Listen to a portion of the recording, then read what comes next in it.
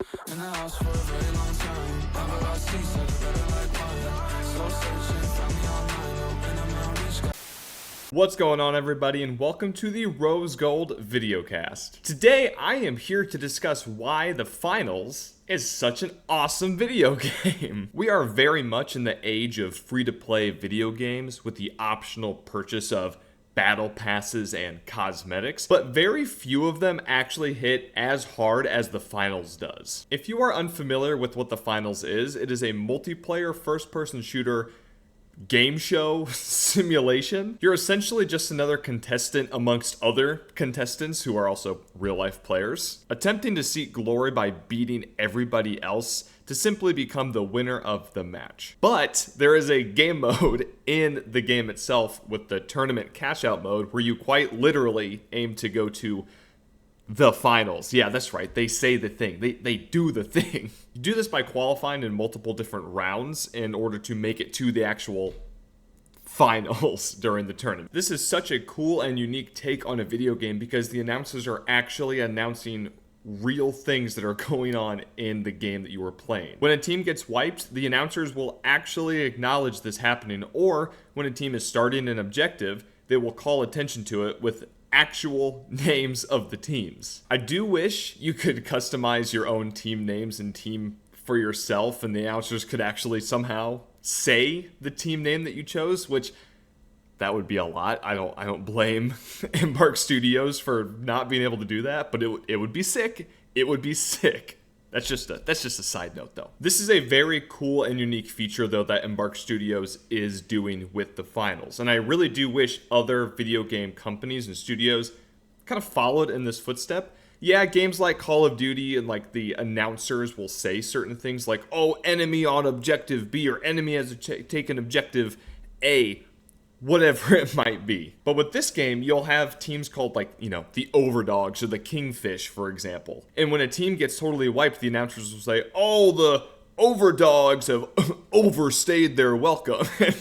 You know, stupid, funny stuff like that. But it's immersive, and it really draws the players in. It makes you feel like you're almost playing in an esports event. Embark Studios brings the shock and awe value up to 11 with any match you're playing with this title. The amount of destruction that one player can cause all by themselves is truly remarkable and just off the rails. Just about any structure you see can be destroyed or manipulated to however you want. I personally have been playing the finals for a good little while now, and I still have yet to have an identical situation as I have previously. Every single game that we play, my team and I have to come up with a new way to get around a certain scenario. It is never the same rinse and repeat game, and it's always changing. The gameplay itself is incredibly addictive with how many options a player has, and it's truly only limited to your own imagination. There are 3 classes in the game: light, medium, and heavy. Each of these classes have their own unique abilities as well as weapons and utilities at their disposal. These classes and loadouts very much cater to everyone's own playstyle and create a wide variety of engagements. And yes, while there are only 3 classes to choose from as opposed to other games such as Overwatch with 40 plus heroes, I really enjoy the customization options someone can do with each of these 3 classes. You can choose between a handful of primary weapons and fully control what utilities you bring with that class. Plus, every class has a special ability that they can access during each game, but the crazy part is you can choose from a pool of special abilities what your class which special ability your character gets. For example, the medium classes are vital because they have access to quickly healing your team and instant revives. You can choose to have your special be the healing beam or trade it out for something completely different with the dematerializer and essentially phase through walls or pull off sneaky plays by grabbing objectives through the ceiling. Shit's crazy. Like, shit is bonkers. So yes, while there are only 3 classes to choose from, all the different loadout pieces that you personally get to place and pick based on however you would like to play for that game specifically cause for such a unique gaming experience. This is just a complete side note, by the way. This game is so fucking cool. Like, you don't even know. If you have not played this game yet, you need to go check it out, especially especially with friends. I will fully admit this game is infinitely better with friends, as most games are, but this game specifically is so good with friends, especially playing the cash out mode, tournament mode. It is so good. The situations you find yourselves in with the last second clutch moments during the tournament, or even something as simple as stealing the cash out while your heavy is blocking you with a shield, is so fucking satisfying and exciting at the same time. Can't even describe it. The game itself is also gorgeous and just very nice to look at. For being a free game too, visually the finals is pretty darn incredible. Every detail looks nice and nothing seems to have been overlooked when creating every map. Especially with the new map Kyoto, this is a perfect definition of all of that as well. Set a map in a lush wooded environment is one way to get me very, very happy. I will admit though, with Kyoto, the layout itself isn't my favorite, but visually, stunning. Not to mention the customization and cosmetic options for your class characters. You can truly make some big, beautiful women. Another quick note too, the items in the shop or just the pass itself, or just unlockable for free, are very well taken care of. The devs actually outdid themselves and most other companies with the cosmetics they've made available. Once again, it looks like they've put a lot of time and effort and thought into what they've created. Every map that's currently released in the finals is pretty different in their own way as well. For the most part, you don't feel like you're playing the same map over and over again. And yes, at the time of releasing this video, there are not many maps in the map pool overall, but Embark Studios does an excellent job at keeping the variety flowing. They like to mix things up. They like to add different weather into the game. They like to add different layouts overall to the map. You might get Morocco, but it might be a slightly different setup depending the game mode you're playing. And I think that's incredibly important with a game like this with such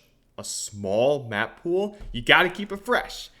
You got to keep it interesting. And they're doing a bang up job. I cannot stress this enough either, that you are not going to experience the same situations even if you are playing the same map. Other teams play differently than everybody else, so it's going to keep you and your team on your toes. My friends and I have played plenty of games where we only pick the heavy class just to see how many shields we can keep up on the platform, for example. We will also run certain games running only medium classes and bring turrets to protect the cash outs. The variety and customization is off the charts. The items you can pick up and use to change the environment add a lot of dynamic to every round you play. Oh, you want some cover while you're running from point A to point B, or, while you're at objective already? Dog, throw down that goo barrel. Oh, you want to open up a wall to a building? Throw one of them propane tankers to create your own door. Even grabbing gas or flame canisters and placing them near a cash out in prep for an enemy is a very viable option. Your options are only limited to what you can think of, not to mention the amount of buttons around the map, each controlling a different thing. Some of these buttons will do something so simple as an elevator going from the ground to, floor 10. Other buttons will put up a small barricade to block the guys behind you so they can't shoot you. Others will completely block off a path and put up a drawbridge to fully cut off a team for not too long, but long enough to create some distance. Shoot, I almost forgot, you can even control the cranes around the map. Some of these maps have these, big old cranes that you can actually use a zip line to get from the ground all the way to the top, for a nice vantage point. But what I actually didn't know till recently, and I don't think,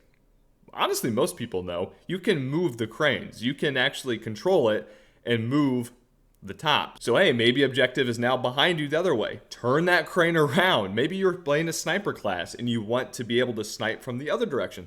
Turn that sucker around.